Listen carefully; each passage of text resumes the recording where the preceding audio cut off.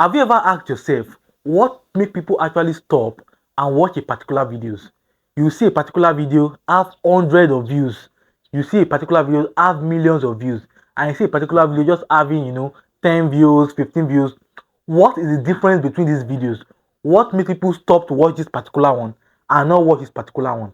Now, the first and most important thing about any video is your intro, which most commonly known as your hook nowadays. The first 3 seconds of a video will determine if people are going to actually watch that video or not. Because right now, the attention span of people online is very, very low. So when you are doing any video, always consider the first 3 seconds of your video. Make sure that the first 3 seconds of video is very, very engaging, very eye-catching, and is keeps people watching. That is why when you are planning your shoot, when you are planning any particular video, the intro of your video must be eye-catching. The hook must be very, very eye-catching. What people see in the first 3 seconds will determine if people want to continue watching that video or not. Now, you have gotten their attention. You have gotten them to sit down for the first 3 seconds, 5 seconds. But how do you continue to engage them till they watch to the end? Because that is very, very important also. Now that you have gotten them with the hook, what is your middle game? How do you want to keep them engaged? This is where transitions comes in. You need to keep your audience, people that are watching it, engaged with transitions, changing of your angles, sound design, the kind of music you use. This is how you keep the video going.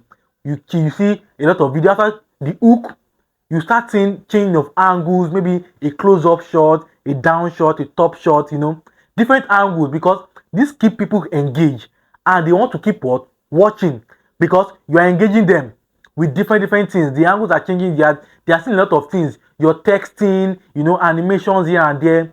These are some of the things that will keep them watching. That okay, yes, I'm enjoying this video.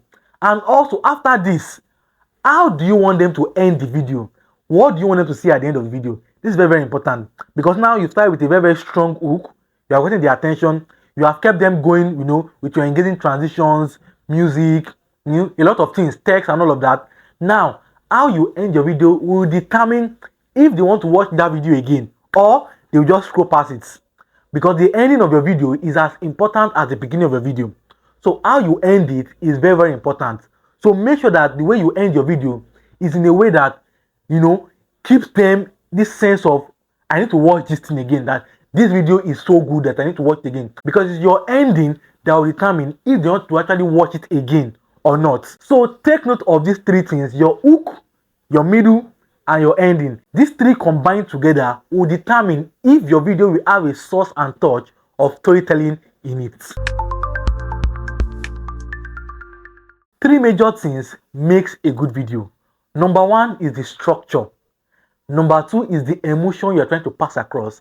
And number 3 is the purpose of that video. So let's take it one by one. Structure. As I've said before, structure is just how your video is broken down into your intro, the middle, and the ending. How you start your video is very, very important. You need to plan your shoot. You need to know how you want to start the video. How do you want to plan these shoots? How do you want to start it in a way that it will get people's attention? It's very, very important. Also, the middle.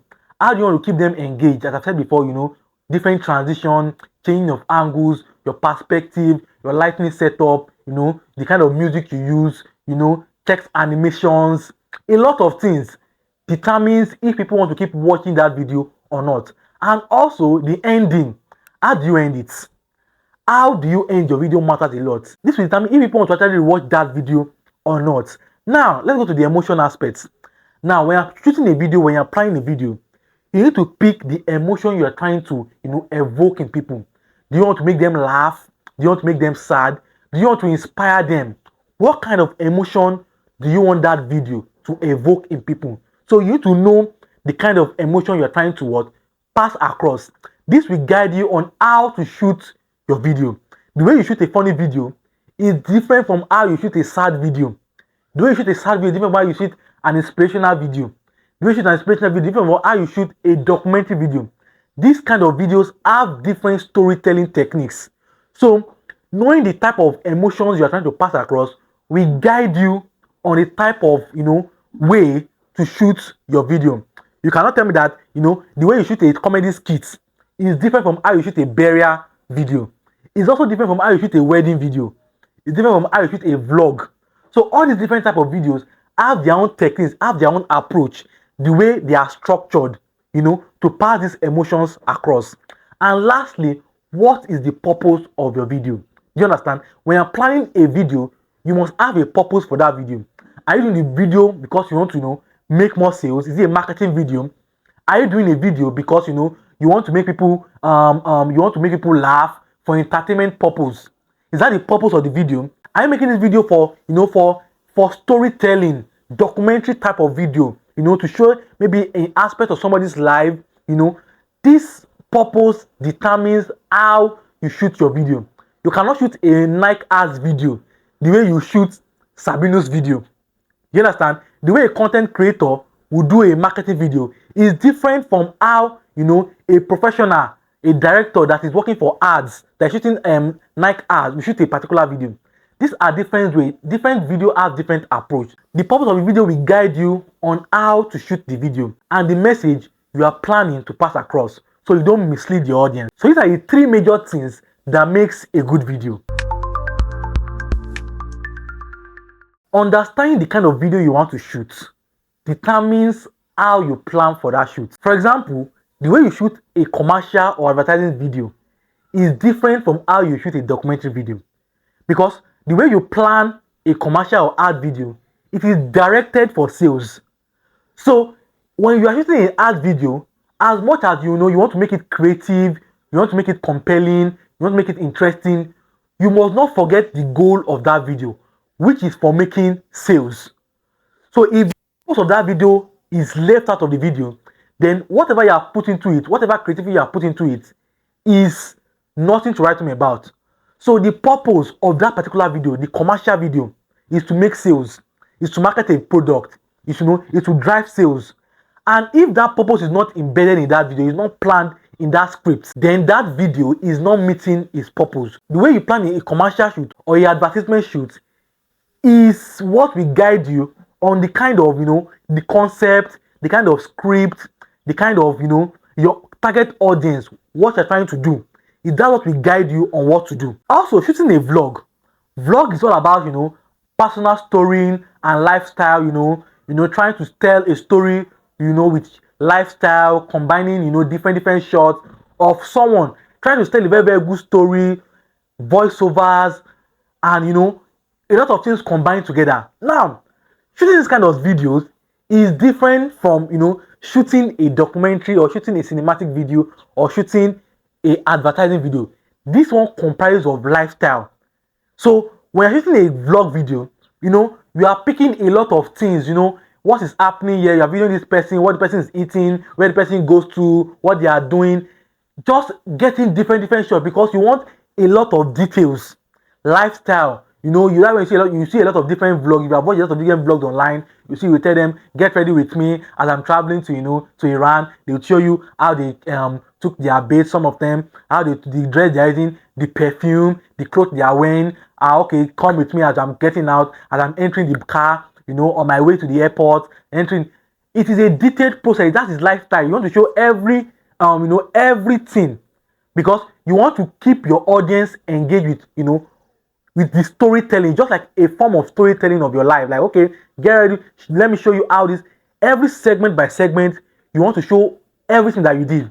That is the way you shoot a vlog video. Make it very engaging, lifestyle. So this is different from a commercial video. And also, the way you shoot a documentary video. Documentary is all about real life story and education. So now, let's compare. The way you shoot a documentary, even though sometimes you see a vlog, and you say, okay, this one is storytelling, this one is also storytelling. Now, the difference between a documentary video and a vlog video is that, now, for a documentary video, everything is real life. Whatever you see in a documentary video is actually real life story. But in a vlog video, there can be a little bit of spice of lies in it. You can do, you can be extravagant about things, lie about one thing, do this and just to make everything look more spicy and all of that. Someone can shoot a video of him just going from here to Ikoyi and capture it as get ready with me as I travel to Canada. It's just, that's vlog for you. But for a documentary, everything is real life. Everything must be detailed. True life story. So, and also documentary is also very educational. So for example, you can see a bunch of people can plan, okay, we want to do a documentary about Olumorok, the history of Olumorok, how it came about, everything. Now, when you are doing a documentary video, you must be careful with the information you are getting. You must make sure, you must verify everything is true, 100% true. That's why you think when people are doing documentary, it takes a lot of, sometimes it takes months, sometimes even years before you see a particular thing documented. They can use like 1 year to document a particular thing. They can use 1 year to document the life of a particular person. That's why you see some films, you see maybe from at the beginning of the film, they will write it there, you say short based on real life experience. That is, they are trying to tell a story based on a real life, a true life experience of a particular person. They are not just forming it up. It is something that actually happened, real life. So this is how documentary works. And cinematic videos, this deals with your lighting techniques. You are this is dramatic. This goes into what you see in a lot of your action films. All those, your color grading, how you want it to look. Those are cinematic videos. They incur a kind of emotions. They are well planned, they are well scripted, they are well produced. Everything they do is detailed. The kind of lighting setup, the way they color grade it, the sound effect, the music they use, the way the actors are dressed, the makeup, everything is detailed. They are planned, they are scripted. That is how cinematic videos work. So when you have a knowledge of how different videos work, it gives you a guidance on how to shoot different types of video. The way you shoot a cinematic video is different from how you shoot a documentary video. Even though a documentary video can be shot in a cinematic way also. So the more you shoot, you can see that you can actually combine different types of video in a particular style of shoot. You can shoot a vlog in a cinematic way also. It all depends on what you are going for.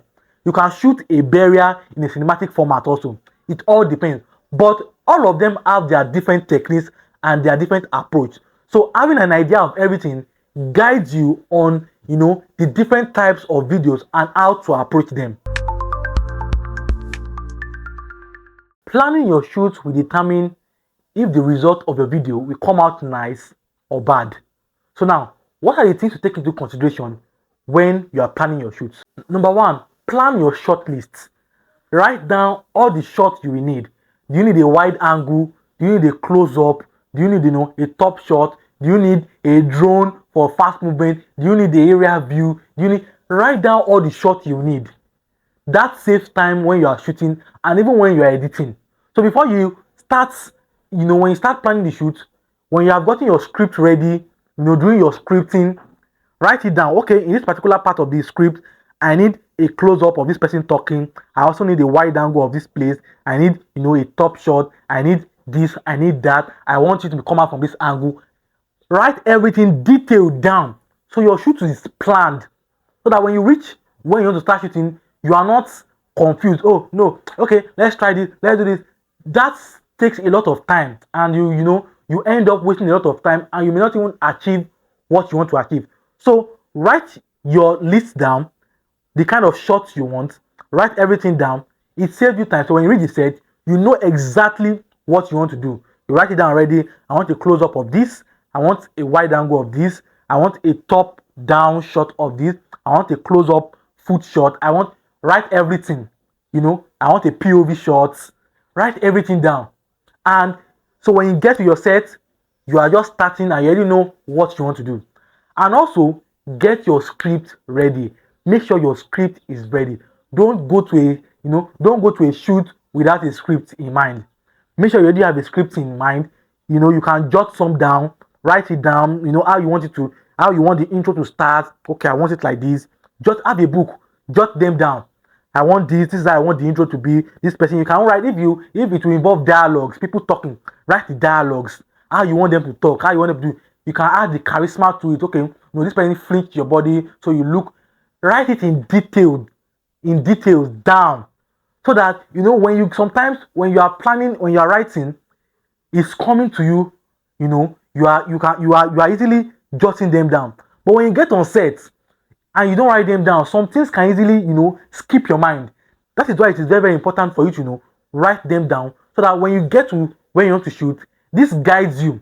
It gives you a guidance, and makes your shooting very, very easy. So it's just easy for you to, okay, this is what you are doing, that's what you are doing, this is how I want you to come in, you are getting a shot of this, so it makes everything seamless. So when you are editing, it makes everything very, very easy for you, rather than you just going to a place and you're just doing a scattered, everything is just rough. Okay, let's do this, let's try this. You are trying different things, but everything is just rough, not coordinated. But when you have your short list down, you have your script down, it makes your work very easy, coordinated and clean, and makes the output of your video very, very good.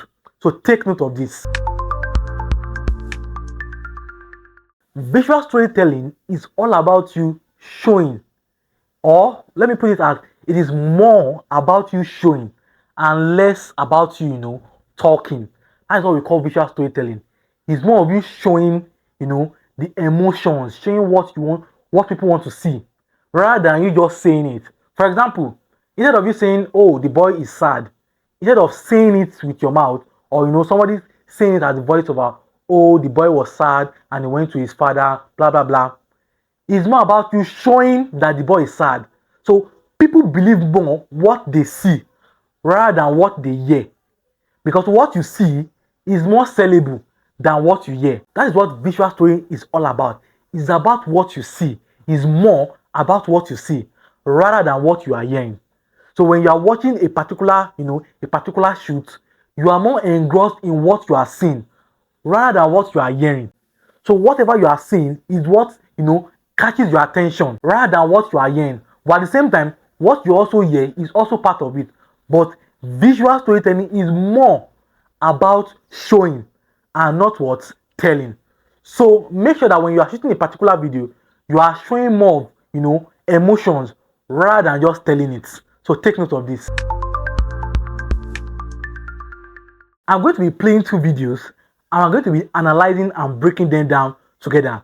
I'm going to be showing you what makes them a good storytelling video. Let's watch the videos together and break them down together. Yeah, so I see guys getting confused on what to wear on a date night. I mean, it's not rocket science. You have 5 linen outfits you can wear on a date night.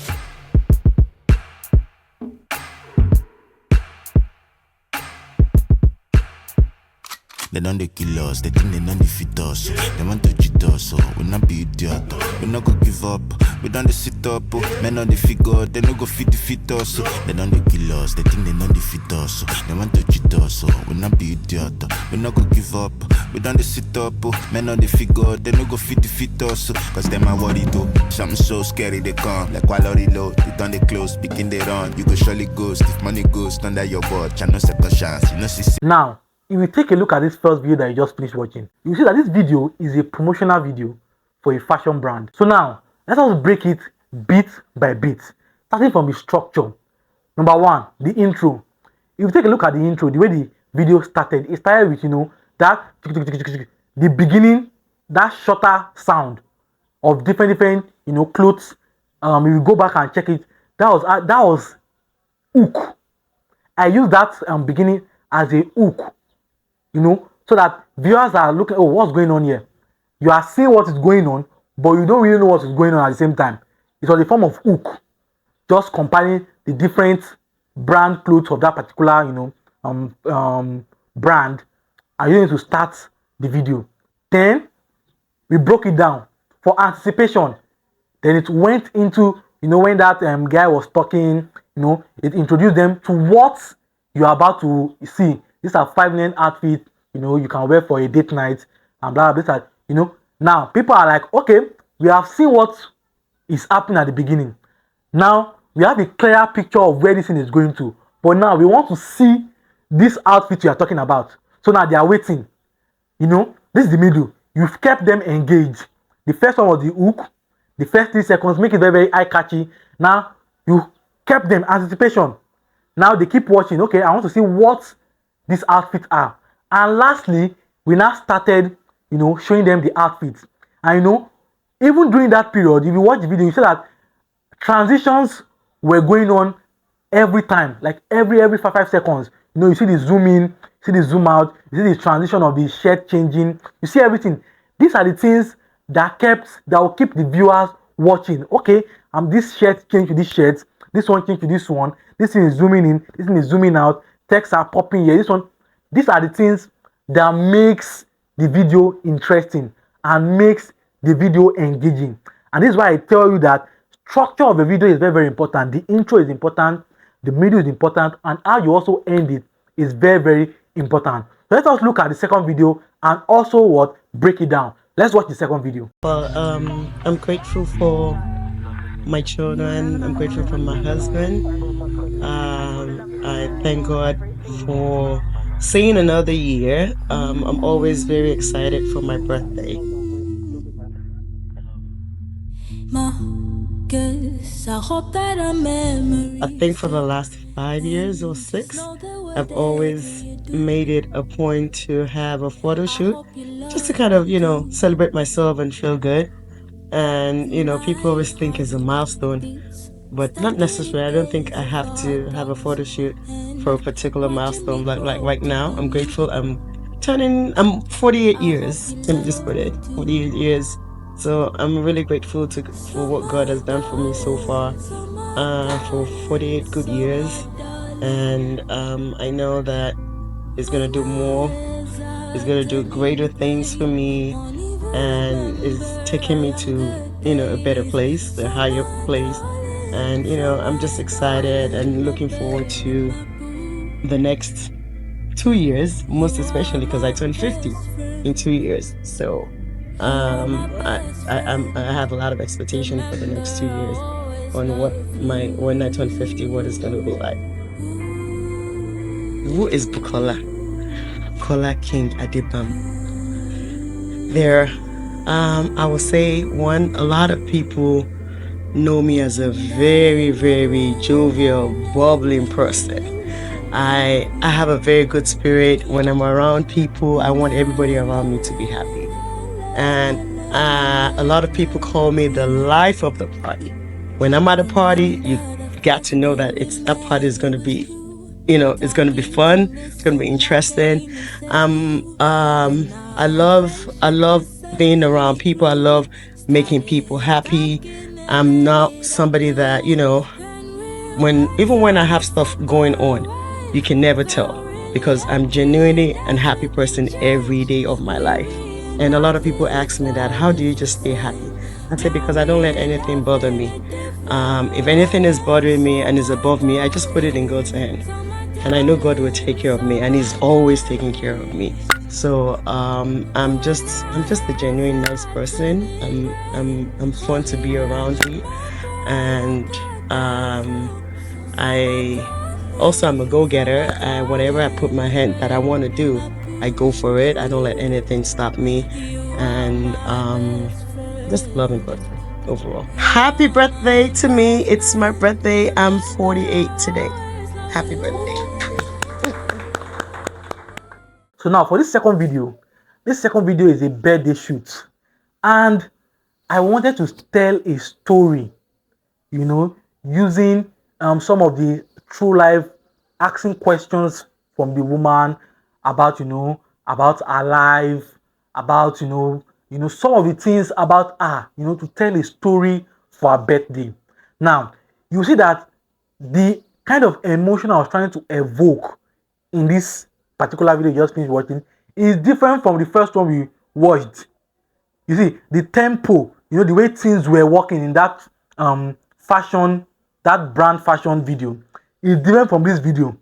That's why I told you that, the way you plan a shoot is dependent on what you're trying to pass across, the kind of emotion you're trying to pass across. Now, the purpose of that first one was for sales for that brand. They want to sell their shirts, so we're trying to show, the shirts in different dimensions, in different ways, in a very fun manner and all of that. Now, this one that I just finished watching is a true life, story of, that woman, asking her questions about, things about her.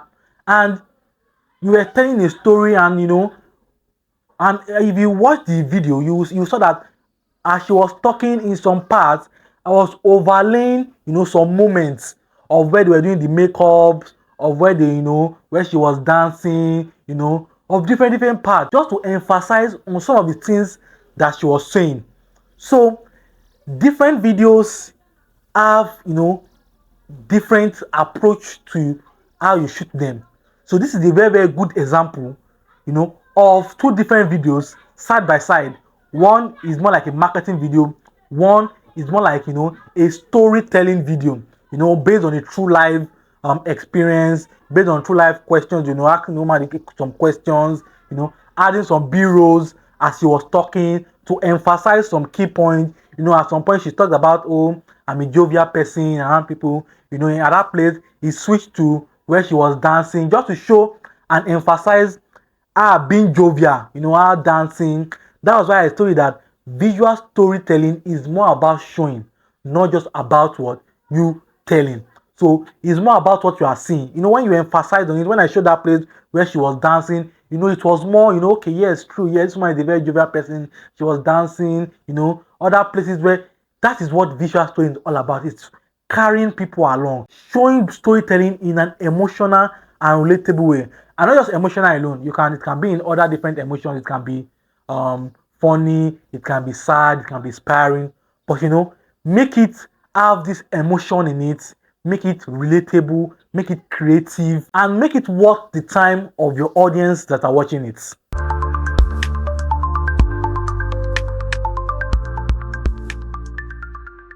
So in our next class, we're going to be looking at lighting and audio. We'll be looking at how to get, the best out of natural light, how to get the best out of artificial light, that is using your studio lights and all of that, and also using, your natural light. How to shoot your natural light, because a lot of people like, you can't shoot with your natural light. And also we're going to be looking at audio, the best arts of your audio, the kind of mic to use, and a lot of other things comprising of, lighting setup and audio. So if you enjoyed this class, like, subscribe, share, and turn on the notification button. See you in my next class.